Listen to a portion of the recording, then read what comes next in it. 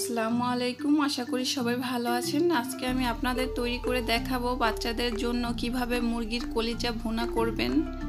আশা করছি আজকের এই সহজ রেসিপিটি আপনাদের ভালো লাগবে।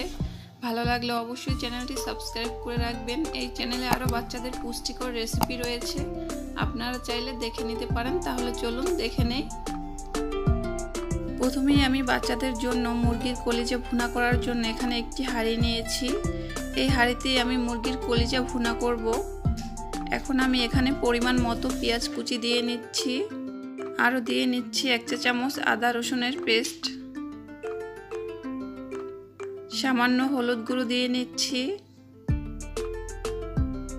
এখন আমি এখানে সামান্য পরিমাণে কালো গোলমরিচের গুঁড়ো দিয়ে নিচ্ছি। এখন আমি এখানে আরও দিয়ে নিচ্ছি লাল মরিচের গুঁড়ো। ঝালটা আপনাদের টেস্ট অনুযায়ী দিয়ে নেবেন। আপনাদের বাচ্চারা কীরকম ঝাল খেতে পছন্দ করে, আপনাদের বাচ্চারা যদি একদমই ঝাল খেতে না চায় তাহলে আপনারা চাইলে মরিচের গুঁড়োটা বাদ দিতে পারেন। স্বাদ মতো লবণ দিয়ে নিচ্ছি। এখন আমি এখানে 2 টেবিল চামচ পরিমাণে তেল দিয়ে নিচ্ছি। এখন আমি হাত দিয়ে ভালোভাবে সব কিছু একসাথে মিশিয়ে নিচ্ছি। দেখতেই পাচ্ছেন খুব ভালোভাবে আমি সব মশলা একসাথে মিশিয়ে নিয়েছি। এখন আমি এখানে মুরগির কলিজা দিয়ে নিচ্ছি। এখানে আমি 60টি মুরগির কলিজা নিয়েছি, আপনারা চাইলে আরও বেশি নিতে পারেন। এখন আমি মশলার সাথে ভালোভাবে দেখতেই পাচ্ছেন মিশিয়ে নিয়েছি মুরগির কলিজাগুলোকে। এখন আমি চুলায় বসিয়ে নিচ্ছি গ্যাস অন করে। ফিরে আসবো 2 মিনিট পরে।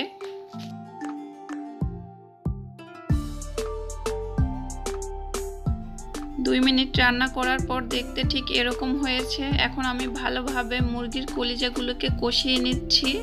ফিরে আসবো মুরগির কলিজা কষানো হয়ে যাওয়ার পরে। দেখতেই পাচ্ছেন মুরগির কলিজাগুলোকে আমি খুব ভালোভাবে কষিয়ে নিয়েছি, তেলটা উপরে ভেসে উঠেছে। এখন আমি এখানে 1.5 কাপ পরিমাণে পানি দিয়ে নিচ্ছি। আপনারা চাইলে পানির পরিমাণটা এখানে কম বেশি করতে পারেন। এখন আমি এখানে 1.5 কাপ পরিমাণে পানি দিয়ে নিচ্ছি। পানি আমি দিয়ে নিয়েছি। এখন আমি চুলার আঁচটা মিডিয়ামে রেখে পুরো রান্নাটা শেষ করে নিচ্ছি। দেখতেই পাচ্ছেন ঝোল অনেকটাই টেনে গেছে। মুরগির কলিজা ভুনা আমার একদমই তৈরি হয়ে গিয়েছে। এখন আমি এখানে স্বাদ মতো জিরার গুঁড়ো দিয়ে নিচ্ছি। এখন আমি আবারও ঢাকনা দিয়ে ঢেকে চুলার আঁচটা লোতে রেখে 1 মিনিট রান্না করে নিচ্ছি। ফিরে আসবো 1 মিনিট পরে। 1 মিনিট আমি কলিজাগুলোকে ভালোভাবে রান্না করে নিয়েছি। কলিজা ভুনা একদমই তৈরি হয়ে গিয়েছে। এখন আমি চুলা থেকে নামিয়ে নিচ্ছি। এভাবেই আপনারা চাইলে খুব সহজেই বাচ্চাদের মুরগির কলিজা ভুনা করে দিতে পারেন। আশা করছি আপনাদের বাচ্চারা খুব টেস্টি করে খাবে। রেসিপিটি যদি ভালো লেগে থাকে অবশ্যই চ্যানেলটি সাবস্ক্রাইব করে রাখবেন। আজ এখানেই শেষ করব। সবাই ভালো থাকবেন, সুস্থ থাকবেন। আল্লাহ হাফেজ।